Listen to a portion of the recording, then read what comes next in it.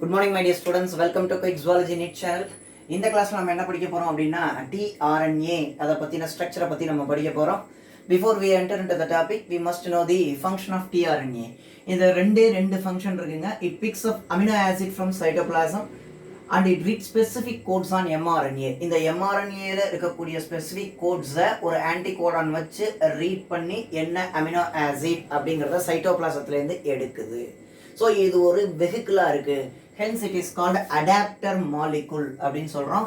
இந்த adapter மாலிகுலை introduce பண்ணது யார் அப்படின்னா ஃப்ரான்சிஸ் கிரிக் அப்படிங்கிறவங்க வந்து இன்ட்ரடியூஸ் பண்ணியிருக்காரு. ஓகே, இப்போ இந்த டிஆர்என்ஏல ஒரு 3 ரீஜியன் இருக்குது. என்ன ரீஜியன் அப்படின்னா DHU arm, middle arm, T arm, T psi C ஆர்ம்னு இருக்குது. இது dihydroxy uridine arm and this D loop, T psi C loop and this is middle arm. இந்த DHU ஆர்ம்ல அமினோ அசைல் பைண்டிங் சைட் அப்படிங்கிறது இருக்கு இந்த எண்ட்ல. அதுக்கப்புறம் பாத்தீங்கன்னா மிடில் ஆர்ம்ல ஆன்டிகோடான் லூப் இருக்கு. TCC ஆர்ம்ல வந்து ரைபோசோமல் பைண்டிங் சைட் இந்த சைட்ல இருக்கு. ஸோ இது வந்து ஒரு ஸ்ட்ரக்சர் ஆஃப் tRNA. இந்த ஸ்ட்ரக்சர் ஆஃப் tRNA என்ன மாதிரி லீஃப்ல என்ன மாடல்ல இருக்கு அப்படின்னா க்ளோவர் லீஃப் மாடல்ல இருக்கு. க்ளோவர் லீஃப் மாடல் அப்படின்னா இது வந்து ஒரு கிராம்பு இலை வடிவ மாதிரியாக திகழ்கின்றன அப்படின்னு சொல்றோம். இது ஆக்சுவலா பாத்தீங்க அப்படின்னா tRNA is inverted L shape கூட சொல்லலாம். இந்த கிளவர் லீஃப் மாடலை ப்ரப்போஸ் பண்ணது யாரு அப்படின்னா ராபர்ட் ஹாலி அப்படிங்கிற ஒரு சயின்டிஸ்ட் என்ன பண்ணார் அப்படின்னா கிளவர் லீஃப் மாடலை வந்து ப்ரப்போஸ் பண்ணார். ஓகே, இப்போ இந்த tRNA-வோட ஃபங்க்ஷன் அப்படிங்கிறது என்ன அப்படின்னா இந்த அமினோ ஆசிடை இந்த tRNA பிக் பண்ணணும். So already I told you there are 20 amino acids R there. 20 amino acid இருக்கு. இந்த 20 அமினோ ஆசிடுக்கும் 20 ஸ்பெசிபிக் tRNA இருக்கு. ஸோ அமினோ ஆசிடோட tRNA ஆட் ஆகி பைண்ட் ஆயிருந்தா அந்த ப்ராசஸ் பேர் என்ன? அமினோ அசைலேஷன். இந்த ப்ராசஸ் நடக்கணும் அப்படின்னா எனர்ஜி வேணும். First energy in the form of ATP. Then enzyme is required to catalyze the reaction. இந்த ஒரு ரியாக்ஷனை வந்து ஸ்பீட் அப் பண்றதுக்கு என்சைம் வேணும். அந்த என்சைம் என்ன சொல்றோம் அப்படின்னா அமினோ அசைல் tRNA சிந்தேஸ் அப்படிங்கிறோம். there are 20 amino acyl tRNA synthase and for each amino acids அப்படின்னு சொல்றோம். இங்க அமினோ ஆசிட் இருக்கு. இங்க பாருங்க, இது 3 ரியாக்ட் ஆகி amino acyl tRNA synthase, amino acid plus ATP 3 react ஆகி அமினோ அடினைலிக் ஆசிடை கொடுக்குது. இந்த அமினோ அடினைலிக் ஆசிடோட tRNA அண்ட் ADP அதாவது ஒரு பாஸ்பேட் எனர்ஜியை எடுத்துக்கிட்டு மீதி அடினோசைன் டைபாஸ்பேட்டா இருக்கு. இதுலேருந்து வரக்கூடிய அந்த tRNA இங்க வந்துருது. tRNA X அப்படின்னா X denotes for specific amino acid அப்படின்னு சொல்றோம். இது 3 ரியாக்ட் ஆகி amino acyl adenylic acid, tRNA and ADP இது 3 ரியாக்ட் ஆனா என்ன ஆகுது அப்படின்னா அமினோ அசைல் tRNA சிந்தேஸ் இந்த என்சைம் அப்படியே வந்துருது. ரியாக்டன்ட்ல இருக்கிறது ப்ராடக்ட்ல வந்துருது.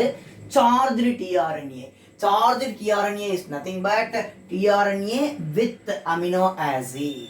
So it picks up specific amino acid.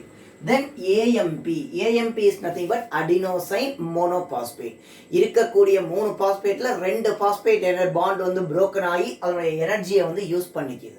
So this particular chemical reaction is nothing but endothermic reaction.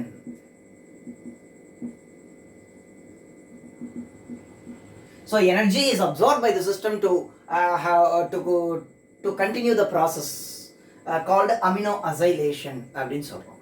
இங்க இந்த tRNA-ல there are initiator tRNA is there. So you know the initiator codon is AUG, methionine. For that methionine there is a specific tRNA is there, initiator tRNA, but there is no tRNA for stop codon. இது ரொம்ப முக்கியமா நீங்க தெரிஞ்சுக்கணும். Then I already told you 64 genetic codes இருக்கு அப்படின்னு சொன்னேன். and each code is specific for one amino acid சொன்னேன். more than one code for one amino acid சொன்னேன். இப்போ 64 கோடான் இருந்தா 64 tRNA இருக்கு அப்படிங்கிறது அர்த்தம் கிடையாது.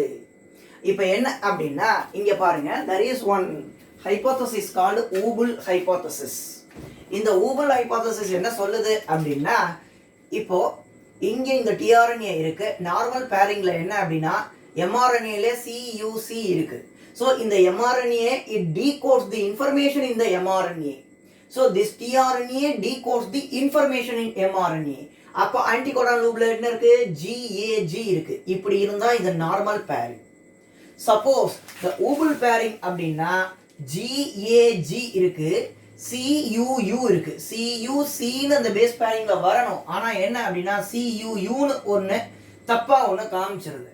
சரி, தப்பா காமிச்சா ஒன்றும் பாதிப்பு கிடையாது. That position is called wobble position அப்படின்னு சொல்றோம். அப்படின்னா என்ன அர்த்தம்? ஒரு டிஆர்என்ஏ ஒரு ஸ்பெசிபிக் அமினோ ஆசிடை பிக் பண்றதுக்கு இந்த ரெண்டு பேஸ் பேர்ல ஃபர்ஸ்ட் ரெண்டு பேஸ் பேர்ல கரெக்ட் பேரிங் நடந்தாலே போதும். So it reduces the tRNA to overcome the degeneracy of the code அப்படின்னு சொல்றோம். இது மட்டும் இல்லை அப்படின்னா இப்போ 64 கோடுக்கும் 64 tRNA வேணும். ஸோ இதை ப்ரப்போஸ் பண்ணதுதான் என்ன அப்படின்னா this proposition is called ஊபிள் hypothesis.